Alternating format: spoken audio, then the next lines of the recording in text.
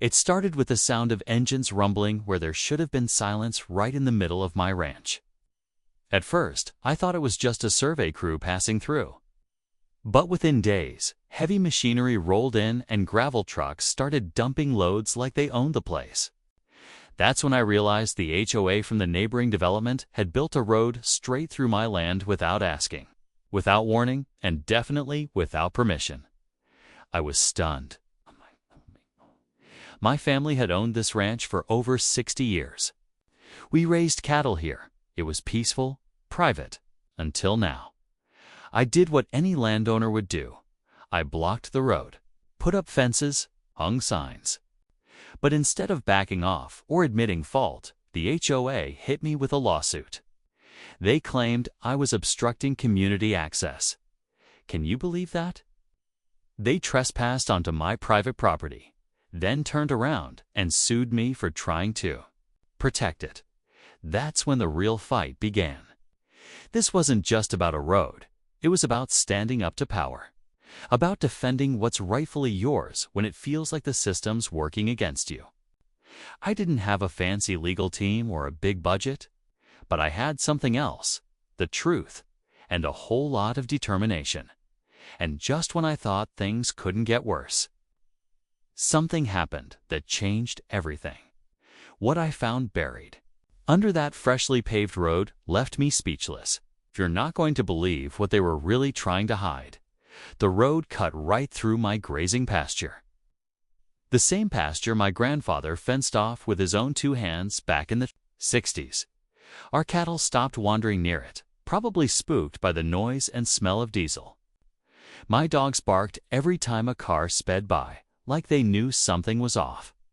The HOA claimed they had permits, but when I asked to see them, everything suddenly got real quiet. Just vague emails and a lot of finger-pointing.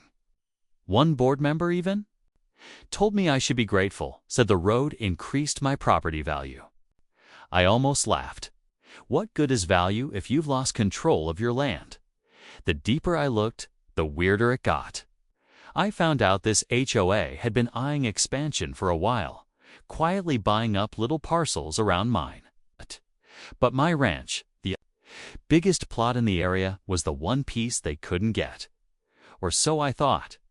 That's when I noticed the markers. Little wooden stakes, barely visible unless you knew what to look for, running from the edge of their subdivision right. Across my fields, someone had planned this, not overnight. This had been in the works for months, maybe years. Then came the part that still gives me chills. One of the road workers left behind a rolled-up map tucked inside a tool bag. It showed something buried, deep under the new asphalt, something that wasn't supposed to be found. And I think they knew I was getting close. I couldn't stop thinking about that map. It had faded notes scribbled in red ink and an X right near the north fence line. Not where the road was yet, but where it was clearly headed.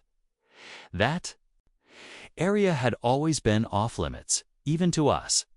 My granddad used to say, "Don't dig too deep there, just let it be." I thought it was just old ranchers' superstition, but now I wasn't so sure. What could the HOA possibly want with that exact patch of land?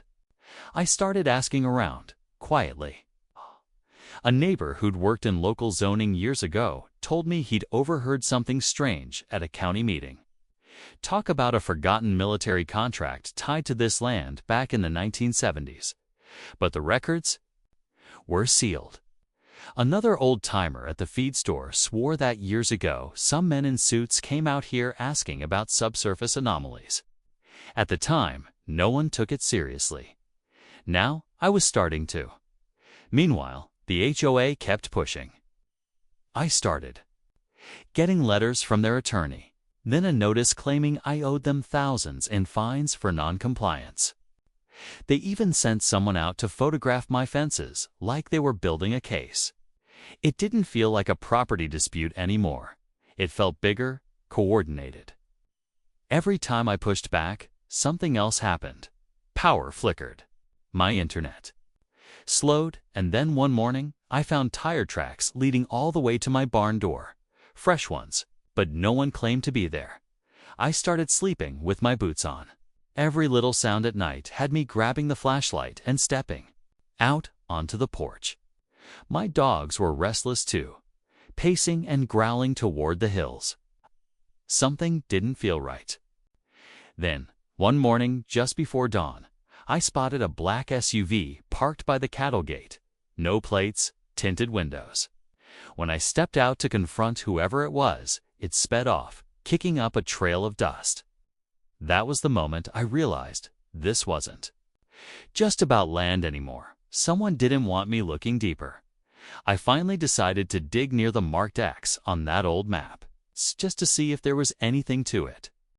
The ground was tougher than usual, packed down unnaturally tight. About 3 feet down, I hit something solid. At first, I thought it was just an old water tank, but the surface was smooth and metallic, not rusted, not dented. Clean, too clean for something supposedly buried for decades. I reached down to brush more dirt away when I heard it, a quiet clicking sound, like something had just shifted beneath me. That night, the power went out again, but this time, it wasn't just my house. The entire north end of the county went dark for nearly 2 hours. No storms, no warning, just blackout. And the strangest part, the HOA sent me an urgent letter the very next day, offering to settle everything if I stopped digging and signed over a section of my land. I didn't sign the papers, not even close.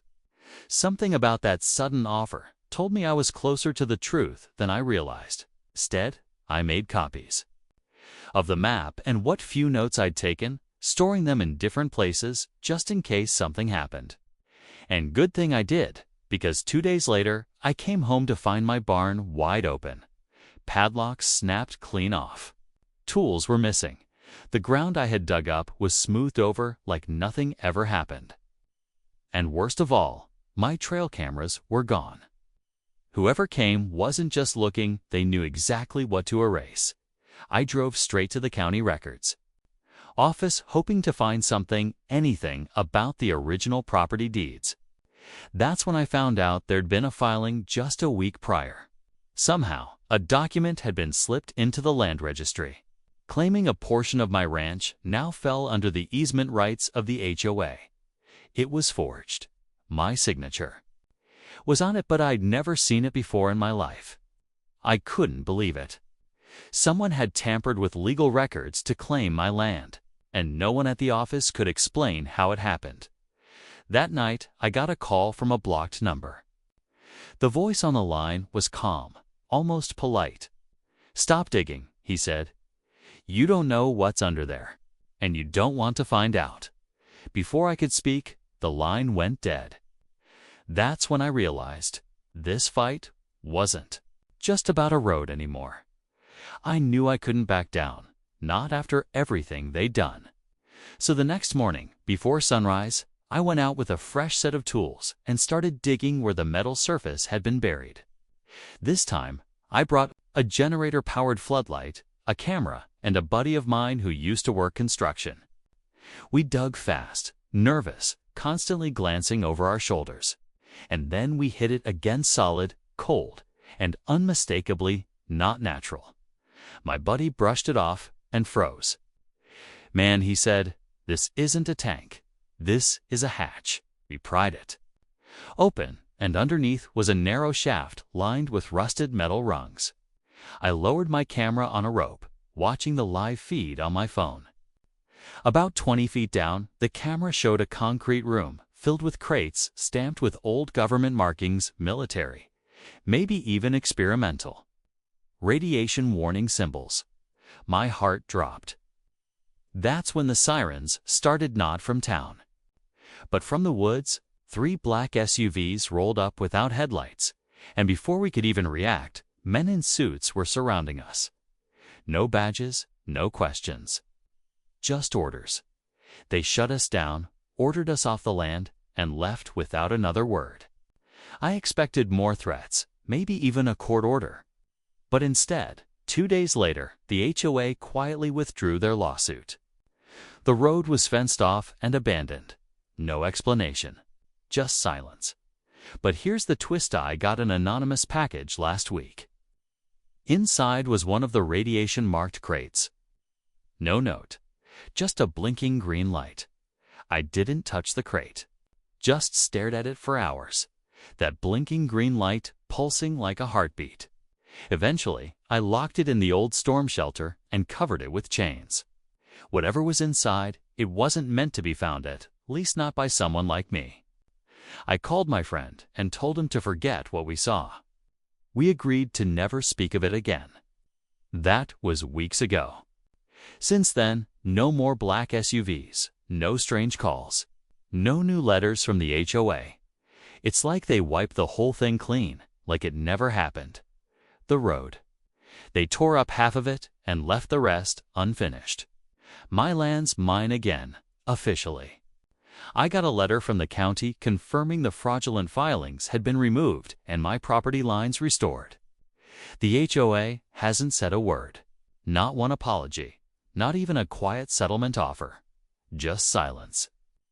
It's eerie, but I'll take peace. Where I can get it? Sometimes I walk out to that patch of land at dusk where the road used to run. The grass is growing back, slowly. The cattle are starting to wander there again, like nothing happened. But I know better. Whatever was buried beneath my ranch, it wasn't just old junk. It was a secret someone tried real hard to keep buried. And maybe it's better that way. Still, I can't help but wonder, why send me the crate? And what happens if one day that green light stops blinking?